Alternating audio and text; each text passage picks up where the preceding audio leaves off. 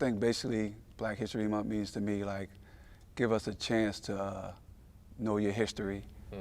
I think that's one of the biggest deals of guys like Martin Luther King, Harriet Tubman, Rosa Parks, you know, that gave us opportunities for sure to do what we do right now and to basically just be who we are, even a broader sense of basically what happened with them back when they were growing up. And I know we in two different eras for sure, and I'm definitely older, you know, not that much, but but just the history of me growing up with Black History Month, you know, and how I learned about it basically is from, you know, my family, you know, my grandfather, you know, who was a military guy, you know, really strong, disciplined, took care of his family, you know, just in that history. And of course, my mom raising me basically after that, and just, you know, learning that's the part of us, just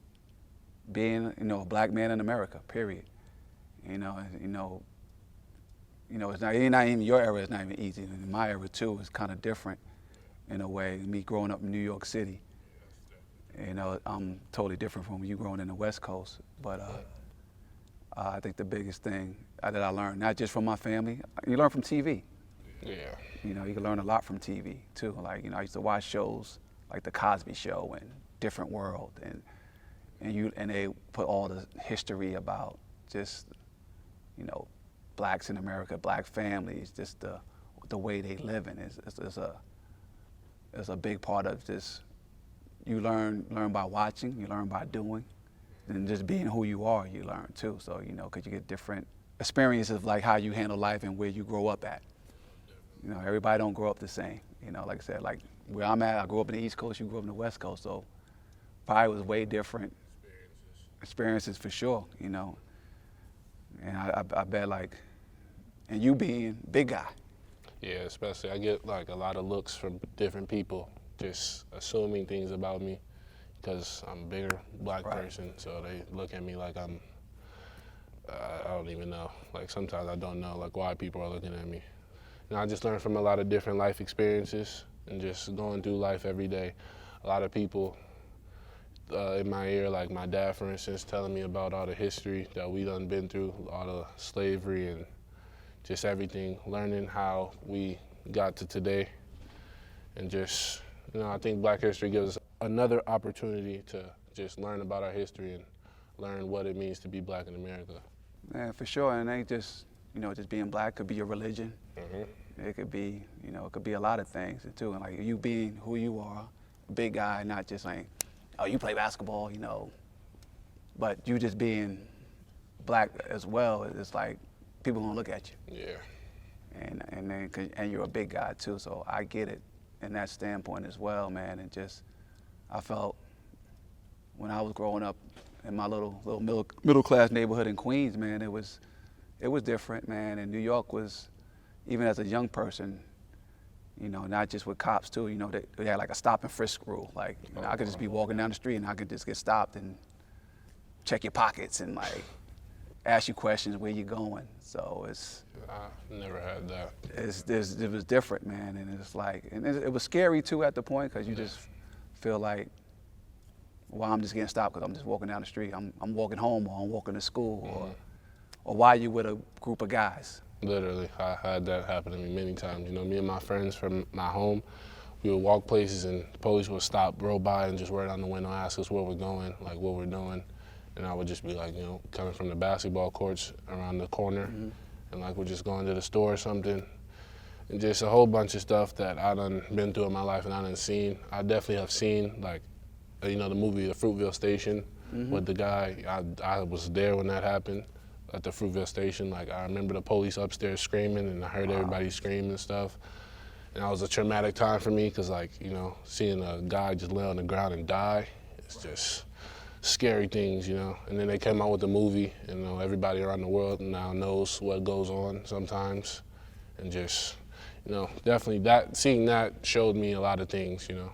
That definitely opened my eyes, like, as a kid, to I'm in danger sometimes, you know. Everybody's not looking out for my best interests, especially with the skin color that I have. Yeah, I think where you grew up from, you had a lot of options to get into a lot of other stuff. Yeah. I think here, I think it keeps you more focused on what you need to focus on, school, basketball, and just maturing and growing up, and it keeps you kind of level. Not less, like I said, a lot of less distractions. I think it kind of make it easier for you now because we're in a COVID situation, so it's kind of like not a lot of students around. It probably be a little bit more different with students, but it's still not where you grew up at. Yeah, most definitely. I think that's similar with me coming from New York City, going to North Carolina. It was like a big, big difference for me too. Like me being a city guy, and like I said, a lot of opportunities to get into anything in New York City. Ended up going to North Carolina, basically a school that just small little town. It was different for me. It was kind of hard when I first got there because in Carolina, like you driving down the street and people on their porches waving at cars. I'm like, yeah, like what's going on? Yeah, this is different. This is different. But I think it helped me just to get myself in a situation like, okay, it's other places in New York City, which I grew up 18 years of my life, go to another place that I never really sat down and been around and see the whole type of deal of culture and stuff like that. And me going to a predominantly white school really too was different too because it wasn't too many opportunities for like the black students, or they have a black student union of course and stuff like that to kind of, you could blend in with people just like yourself, but it just wasn't as easy as you would think. Yeah. And me being a ball player at Carolina it kind of helped in a way because I'm more of a spotlight type of guy, yeah. And I'm always going to be, anything I do is going to be emphasized even more. I had to learn that early as a freshman, but I felt like I had good teammates, a great coaching staff that kind of led me in the right direction to be the person that I am too as well, because it's always a learning experience. Oh, well, definitely coming from my high school, like it being a predominantly Asian and white school, I think me being like one of the first, I think I am the first guy to come straight out of my high school to a Division I school, like right after graduation.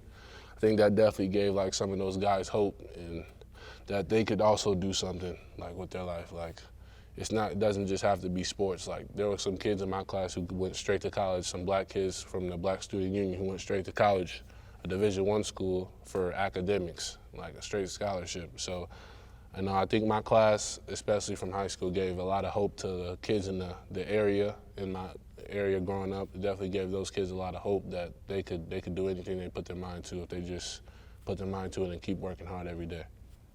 I think the biggest thing with me, I was the first person in my family to graduate from college, which is an influence not just for all my cousins and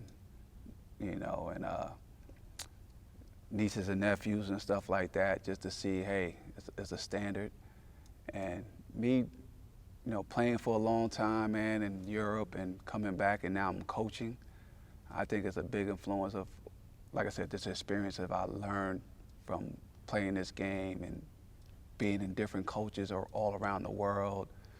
And I feel like when I go back home, people have a better appreciation of, who I am and how I give back to the community in that type of situation. And like even to this day, like, I haven't been home as much back in Queens and stuff like that, even though I still have my place in Harlem. They know me around there, and they looked up to me. And I had a couple of guys younger guys that played ball and said, hey, I used to look up to you when you used to go to high school, and when I ended up going to North Carolina, they followed my career. And I think that's just the influence of the younger generation to see how you lead growing up and the places it's going to take you. Like right now, you're here at WSU. You don't know where WSU is going to take you. You never know. And I think people are following you in that aspect. So the younger generation have a good, point of view of like, oh, man, I've seen DJ Jackson go here and done it like that. Maybe I have an opportunity to do the same thing. And I think it's always a good thing to have that influence of positivity, for sure, as a young black man, and showing that we ain't just considered different things or criminals or just doing bad things out there, and just we got a lot of black people doing a lot of great things in this world. Not just just building things, setting standards on the radio, TV, just positive. Yeah, definitely a lot of black geniuses, Yeah. Black inventors, architects. Like I know a lot of people 100%. that are in a lot of different areas that are not white or any other color but black. Like I know a lot of people that do a lot of different things. So I feel like this month is definitely a great month for us to just look back and reflect on all the things that we done been through and what got us here to this day. And I think it gets more publicized. Yeah.